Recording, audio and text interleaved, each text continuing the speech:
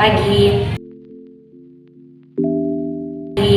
Perkenalkan, nama saya Lady Christine Elizabeth Burjawa dengan NIM 4211111014 dari kelas PSPM 2021C.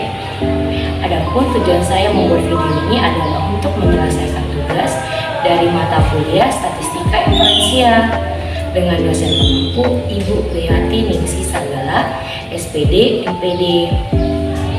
Saya membuat video podcast bersama siswi SMP dari SMP Negeri 3 Percu Setuan,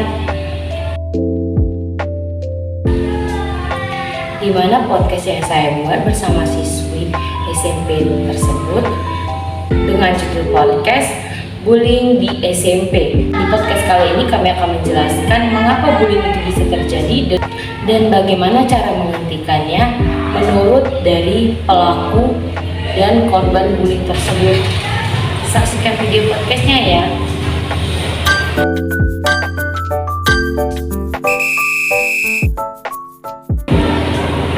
Selamat datang di podcast kita kali ini, yaitu adalah podcast Suara Remaja. Saya Lady Christine Elizabeth Burjawa sebagai pembawa acara atau sebagai host kita pada hari ini. Dan topik kita kali ini adalah tentang bullying di sekolah SMP, mengapa itu bisa terjadi dan bagaimana cara kita untuk menghentikannya. Bersama saya ada dua narasumber yang akan berbagi pengalaman mereka. Yang pertama adalah seorang korban bullying, yaitu kepada Adika Yunda. Dan yang kedua adalah mantan pelaku bullying, yaitu adalah Adik Inaya. Terima kasih telah bergabung pada podcast kita kali ini. Terima kasih juga sudah mengundang saya, Ayu Sari. Terima kasih, senang bisa berbagi di sini. Perkenalkan, nama saya Inaya.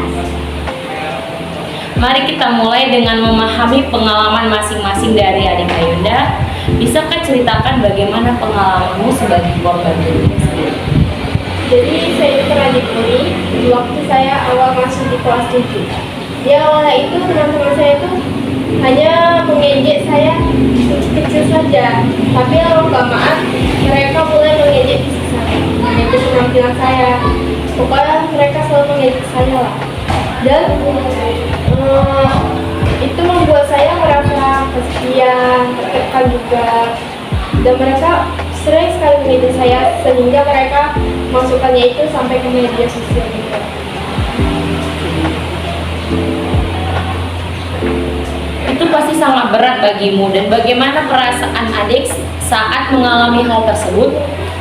Saya merasa tertekan, merasa sendirian, dan bahkan prestasi saya itu hampir menurun juga karena saya takut, sendirian, juga tertekan. Rasanya seperti ada beban yang berat di dalam diri saya. Terima kasih sudah berbagi pengalamannya kepada kami atau kepada kita semua. Sekarang kepada Adik Inaya, bisakah kamu menceritakan pengalaman kamu? Bagaimana kamu melakukan bullying tersebut? Jujur, pada waktu itu saya tidak menyadari dampak dari apa yang saya lakukan. Saya pikir itu hanya bercanda. Saya juga punya masalah sendiri di rumah dan melampiaskannya dengan cara yang salah. Saya merasa lebih kuat dengan menjatuhkan orang lain, tapi saya salah.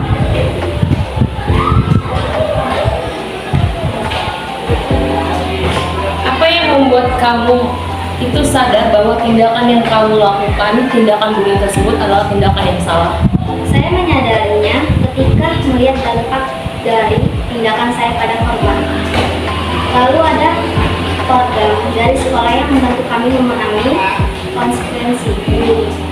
Saya mulai menyadari bahwa tindakan saya menyakiti orang lain dan bukanlah cara yang untuk mengatasi masalah saya.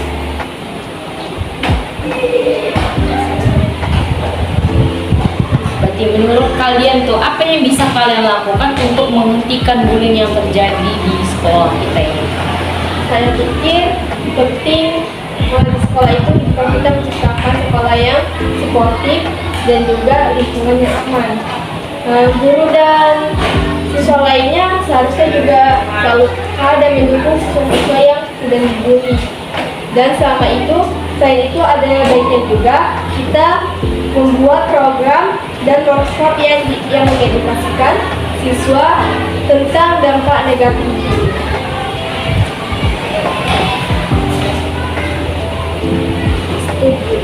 Pendidikan tentang empati dan komunikasi yang baik juga penting. Kita juga harus menciptakan budaya di mana semua orang merasa diterima dan dihargai. Dan bagi yang pernah melakukan bullying, penting untuk memberikan mereka kesempatan untuk merubah dan belajar dari kesalahan. Baik, saya ingin menggali lebih dalam lagi kepada adik Ayunda. Apakah ada momen tertentu yang sangat membekas di hatimu dalam pengalaman bullying yang pernah kamu lakukan atau yang pernah terjadi kepadamu yang mau kamu bagikan kepada kita semua? Ada satu momen yang sangat saya ingat dalam bullying saya itu waktu itu di kelas didiemin sama kelas, tidak dia berbicara ataupun ditanyain hal-hal itu. Saya didiemin saja. Ya, saya merasa kesepian dan saya ingin nangis saja. Jadi waktu saya pulang ke rumah itu, saya menangis selamanya.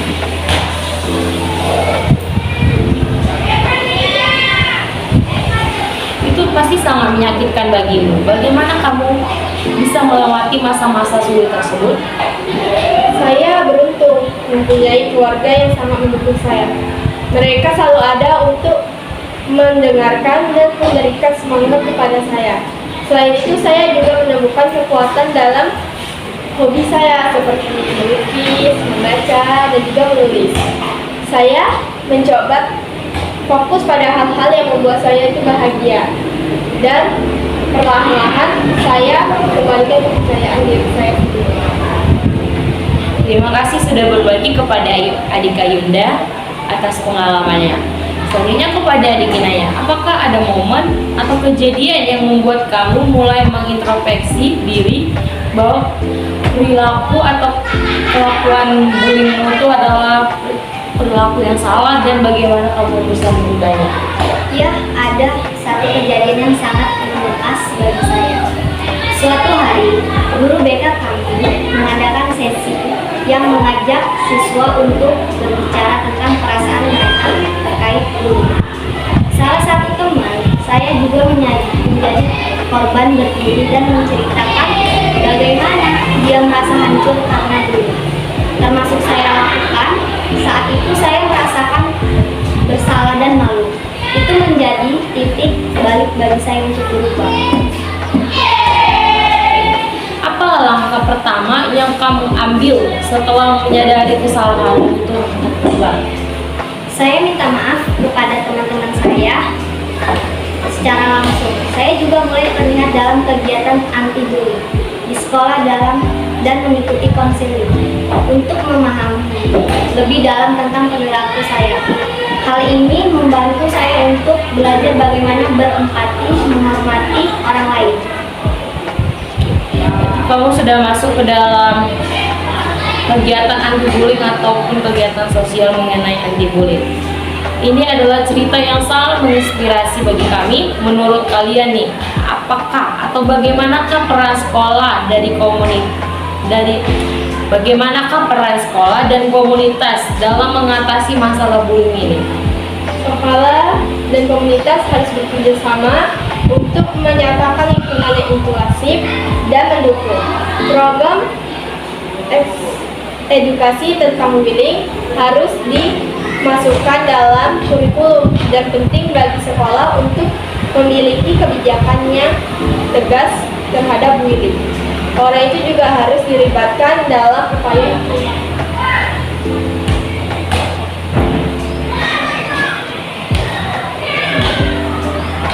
Betul, selain itu penting juga untuk membangun budaya di mana siswa merasa aman untuk melaporkan bullying tanpa takut pembalasan. Sekolah perlu menyediakan layanan konseling yang mudah diakses bagi semua siswa. Kita semua saling mendukung dan aktif menciptakan lingkungan yang positif. Oke, berarti kita di sini harus aktif dalam menciptakan lingkungan yang positif dan jangan bully. Sebelum kita mengakhirinya ini, ada beberapa hal yang ingin lagi saya tanyakan kepada adik Ayunda. Bagaimana kamu melihat peran teman-teman sekelasmu dalam situasi bullying? Apakah ada yang mencoba untuk membantumu? Ada beberapa teman yang ingin membantu saya, tapi mungkin mereka merasa takut karena mereka takut jika mereka membantu saya kalau mereka jadi korban bullying selanjutnya juga. Jadi ya saya berharap aja untuk teman-teman yang lain supaya berani untuk lebih berani untuk berdiri melawan bullying. Solidaritas di antara siswa itu memang sangat penting sekali. Berarti untuk mencegah bullying ini kita sebenarnya harus memperberat pertemanan kita. Bagaimana dengan kamu adik Inaya? Apa yang bisa dilakukan teman-teman sekelasmu untuk mencegah seseorang menjadi pelaku dari bullying tersebut? Menurut saya penting bagi teman-teman untuk tindakan ikutan atau mendukung tindakan bullying. Jika mereka terlihat ada yang melakukan bullying, mereka harus berani menegur atau melaporkan ke guru. Kadang pelaku bullying butuh orang lain untuk menyadarkan mereka bahwa tindakan mereka salah. Oke, berarti langkah pertama kalau terjadi bullying itu kita harus mendatangi dulu pelakunya, kita menentukan situasinya, baru kita akan melaporkan kepada orang dewasa di sekitar kita. Betul sekali. Sekarang kita bertanya tentang peran guru ataupun staf di sekolah.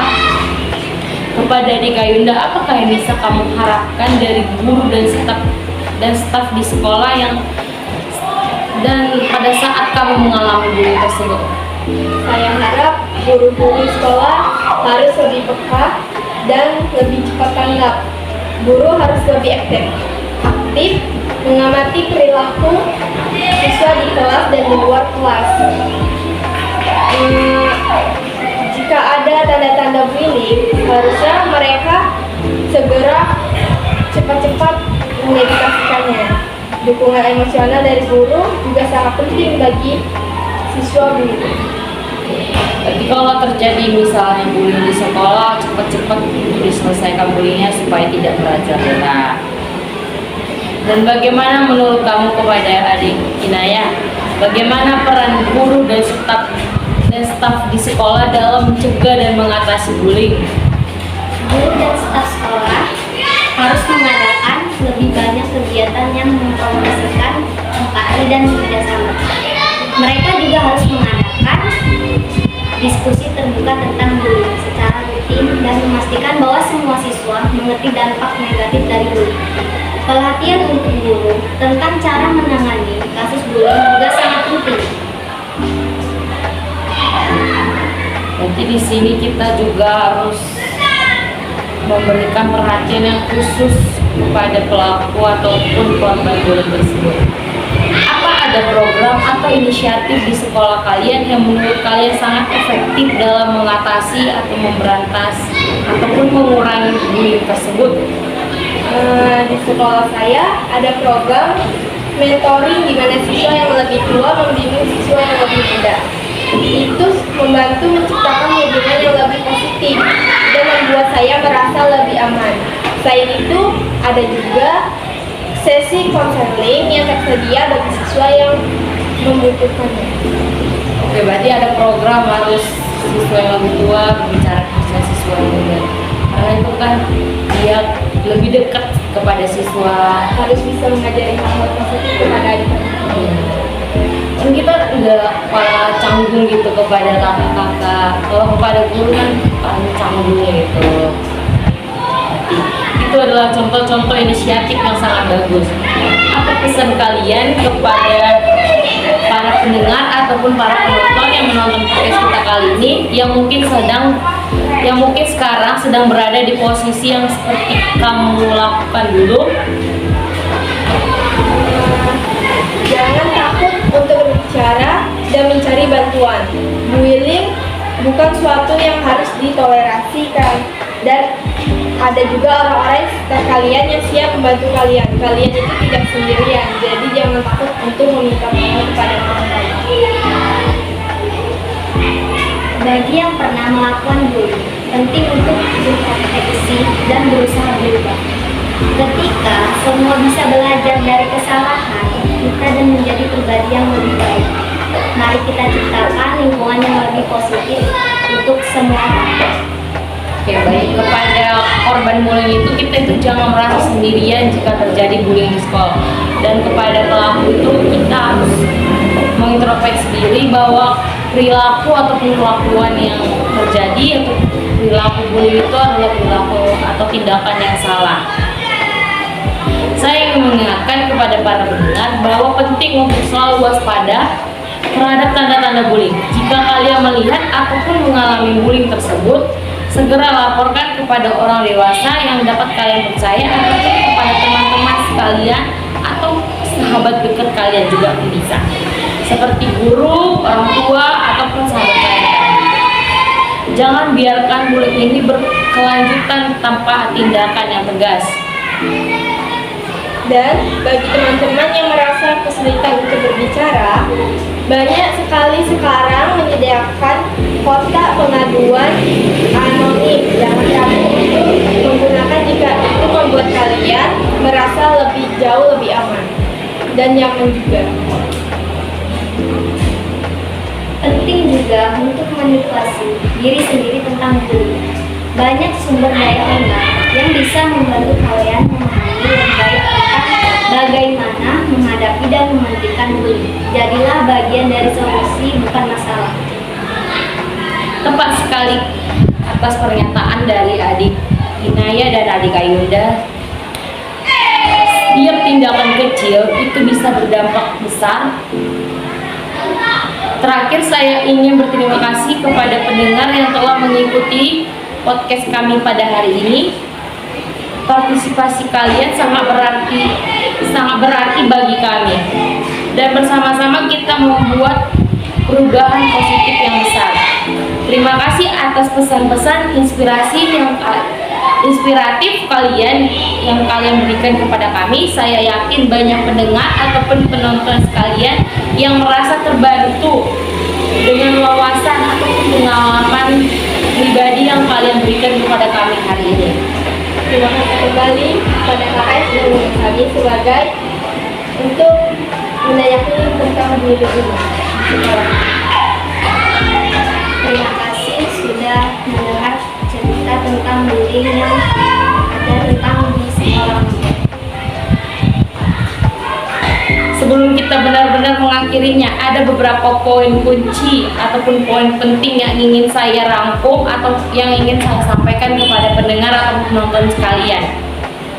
Yang pertama, bullying itu bisa terjadi sama siapa saja, kapan saja, dan di mana saja. Dan dampaknya sangat besar jika tidak langsung melakukan tindakan yang sangat tegas. Dan bullying itu bisa mengenai fisik, mental, ataupun secara verbal.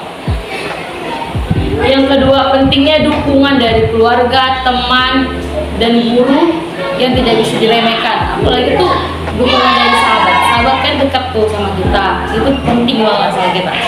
Yang ketiga itu, kita harus menciptakan budaya sekolah yang inklusif dan penuh empati. Jadi kita di sekolah ini harus berempati. Kalau misalnya terjadi ada ciri-ciri atau dampak untuk terjadinya bullying, kita harus langsung menginisiatif mengatasinya sebelum terjadi tindakan yang lebih besar lagi.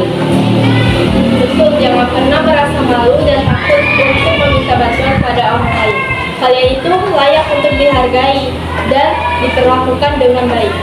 Dan bagi yang pernah melakukan kesalahan, ingatlah bahwa perubahan selalu mungkin. Mari kita semua berusaha menjadi lebih baik dan saling mendukung. Baiklah, itulah akhir dari episode kita kali ini tentang bullying di sekolah SMP. Jika kalian memiliki pertanyaan ataupun komentar-komentar yang ingin kalian bagikan kepada kami, jangan ragu untuk menghubungi kami. Sampai jumpa di episode berikutnya. Saya Lady Kirsis Elizabeth Borjawa sebagai host atau pembawa acara mengucapkan selamat tinggal dan tetaplah menjadi agen perubahan positif di lingkungan kalian. Sampai jumpa. Sampai jumpa.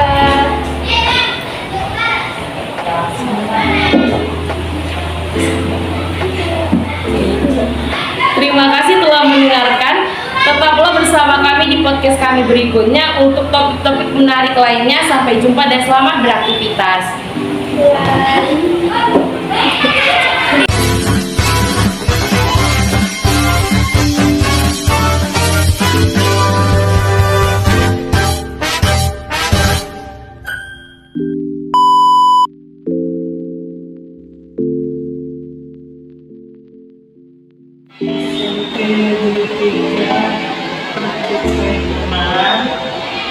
Di sini ingin membahas tentang materi mengenai pembulian di SMP. Di sini pembulian yang dimaksud adalah suatu tindakan yang dilakukan secara sengaja oleh satu orang atau lebih untuk menyakiti atau mengintimidasi orang yang dianggap lebih lemah. Biasanya itu merupakan isi sosial. Itu penyebabnya terjadi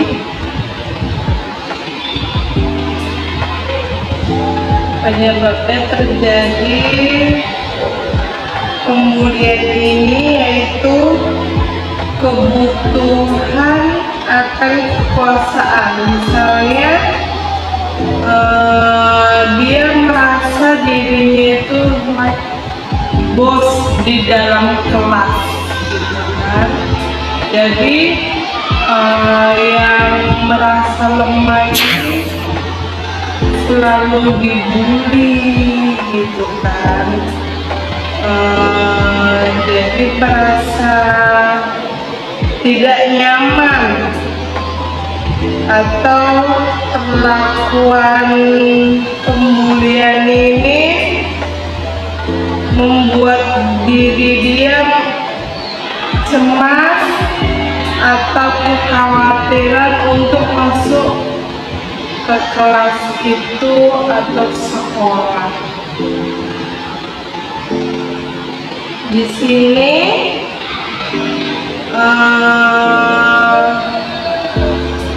bisa juga masalah di rumah. Anak mengalami masalah di rumah seperti kekerasan pada orang tua atau mungkin frustasi mereka melalui pembulian ini. Di lingkungan sekolah tidak memiliki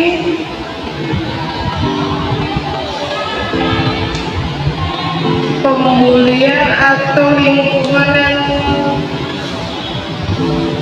kekerasan dapat meningkatkan kejadian pembulian. Misalnya pengaruh dalam media sosial itu dapat juga mempengaruhi pembulian. Kan banyak sih di media sosial itu mencontohkan membuli adik kelasnya gitu kan. Terus di sini hal-hal yang mempengaruhinya yaitu lingkungan. Pasti lingkungan jelas mempengaruhi. Anak-anak sekarang banyak juga melakukan tindak kekerasan antara anak sebayanya, ya kan? Misalnya di sini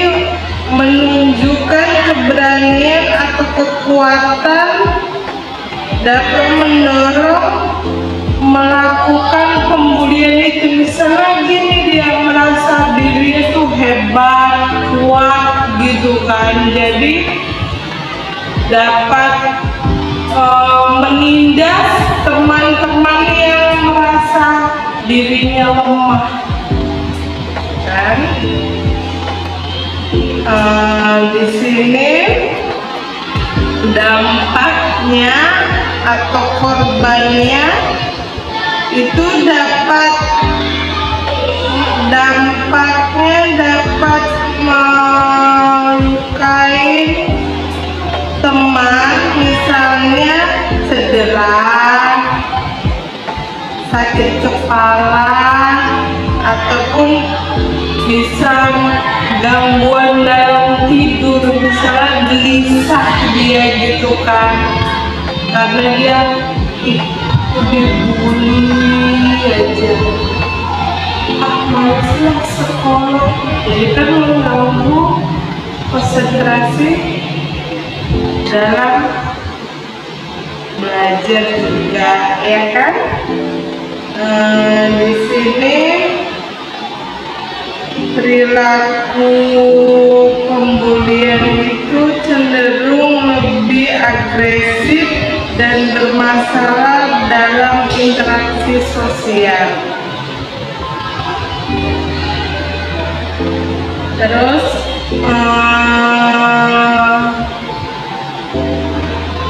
penyuluhannya dan edukasinya dapat dilakukan kampanye rutin, misalnya gini, meningkatkan kesadaran tentang dampaknya bully dan pentingnya saling menghormati gitu. Misalnya kayak kami guru BK memberikan sedikit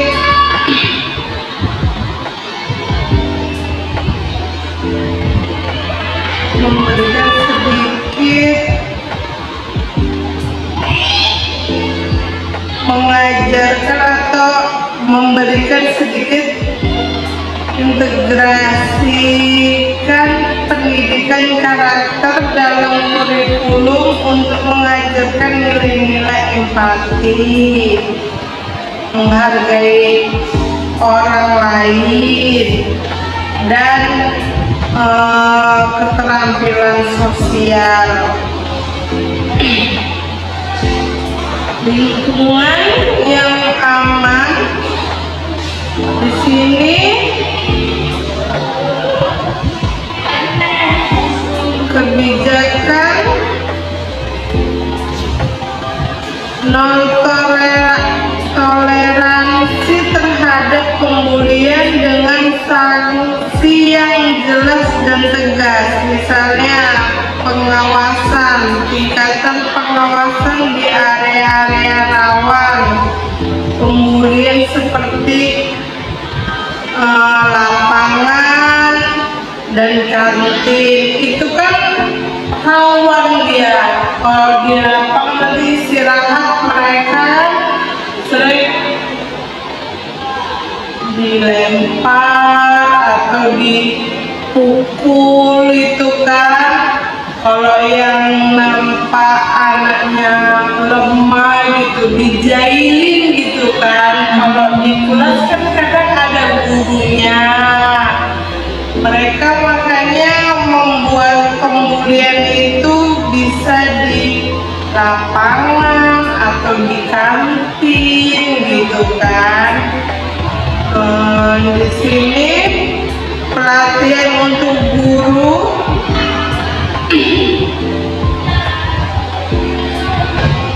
untuk mengenali tanda-tanda pembulian dan melakukan intervensi yang tepat, yaitu dukungan emosional. Berikan dukungan kepada korban pembulian melalui konseling dan layanan dukungan psikologi. Misalnya anak itu dibully, dikirim sama gurunya wali kelasnya untuk ke BK, untuk BK itu menyelesaikan masalah anak yang dibully, kan mengganggu psikologisnya, ya kan? Jadi di sini perlu dukungan, misalnya dukungan emosional.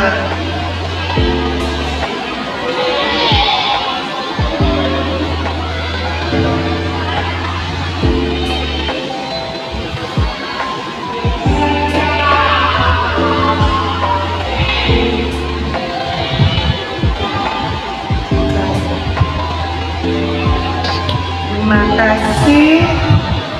Assalamualaikum warahmatullahi wabarakatuh. Terima kasih kepada penonton dan pendengar podcast Suara Remaja. Saya selaku host atau pembawa acara meminta kepada teman-teman sebagai pendengar memberikan saran atau kritik atas podcast yang telah kami berikan atau atas podcast yang telah kalian tonton. Saya tunggu di kolom komentar ya. Dadah. Jangan lupa like, comment, dan subscribe. See you.